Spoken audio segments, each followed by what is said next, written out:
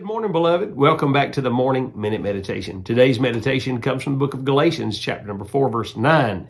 The Apostle Paul makes this statement. He said, "But now after that you have known God, or known of God," he says, "How turn you again to the weak and beggarly elements whereunto you desire to be in bondage?" The Apostle Paul said in Galatians 5:1 that we're to stand fast in the liberty wherewith Christ has made us free, and we're to be not entangled again in the yoke of bondage, implying God has given us our freedom, but it is up to us to maintain it. And it implies that we can be in bondage once again. And the Apostle Paul is scratching his head saying, why would you want to trade your freedom in Christ for being in bondage to sin all over again? There are a lot of people who take the book of Galatians and twist it out of its context and make it to say something that it doesn't. The book of Galatians is about living in the freedom of holiness and in the freedom of loving God with all your heart, mind, body, soul, spirit, and strength.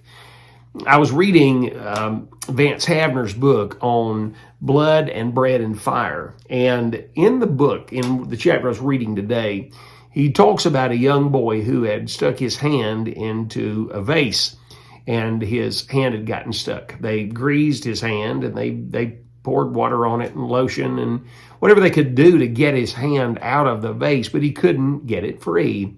Finally, the only other recourse was to break the vase. And so they did. They broke the vase only to find that the boy's hand could not be removed because he had clenched his fist once it was in the vase.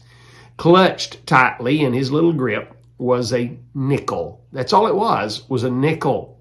He had traded his freedom for 5 pennies. He had traded his freedom and the use of his hand for absolutely nothing.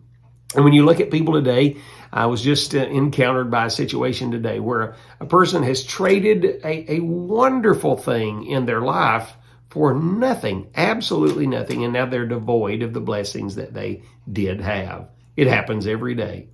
Think on these things today and don't trade your freedom away. Have a great day.